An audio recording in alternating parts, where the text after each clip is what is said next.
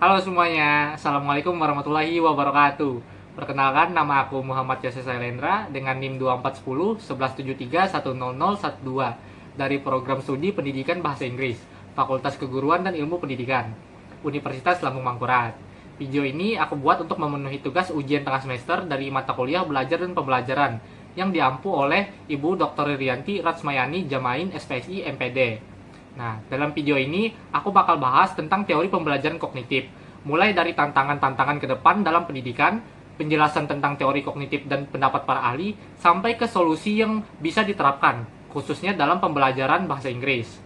Nah, teman-teman, tantangan utama yang sering kita lihat di kelas sekarang adalah banyak siswa masih belajar dengan cara menghafal tanpa benar-benar memahami materi. Padahal kan ya, dalam kehidupan nyata kita butuh pemahaman, bukan sekedar hafalan.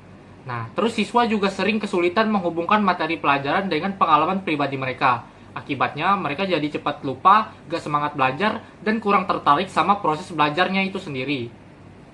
Disinilah muncul teori pembelajaran kognitif sebagai solusi. Teori ini menekankan bahwa belajar itu adalah proses mental yang aktif. Jadi, siswa itu bukan cuma menerima informasi pasif saja, tetapi mereka memproses, mengingat, dan menganalisir informasi dalam otaknya. Menurut Jean Piaget, proses belajar terjadi melalui dua mekanisme utama.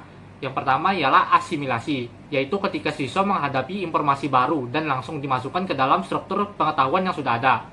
Yang kedua, akomodasi, yaitu ketika struktur pengetahuan yang lama harus diubah agar bisa menerima info baru.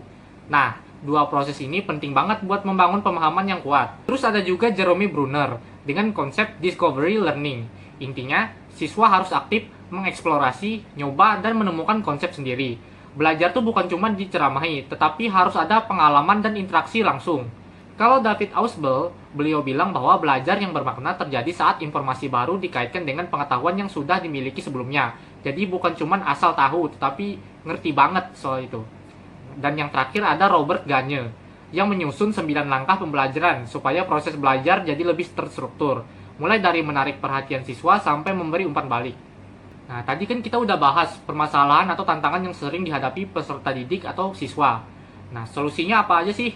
Yang pertama, kita bisa menerapkan pembelajaran aktif seperti diskusi kelompok dan pemecahan masalah. Yang kedua, menggunakan media visual kayak video, infografik, atau animasi. Yang ketiga, membuat materi yang kontekstual dan relevan dengan kehidupan siswa. Nah, kalau dalam pembelajaran bahasa Inggris, kita bisa loh menerapkan teori kognitif lewat storytelling atau dongeng interaktif, di mana siswa nggak cuma dengar cerita, tetapi juga memproses makna dan struktur kalimatnya. Terus juga kita bisa melakukan role play, kayak pura-pura jadi turis atau pemandu wisata, supaya mereka tuh belajar dengan konteks yang nyata.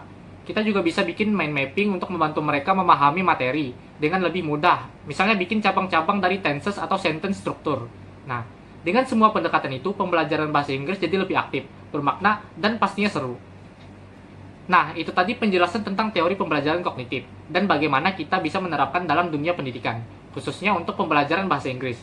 Semoga dengan memahami teori ini, kita semua bisa menjadi pendidik yang nggak cuma ngajarin materi, tetapi juga bantu siswa berpikir kritis, memahami makna, dan belajar dengan penuh semangat.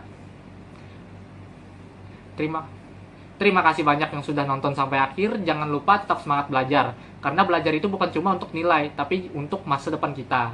Wassalamualaikum warahmatullahi wabarakatuh. See you.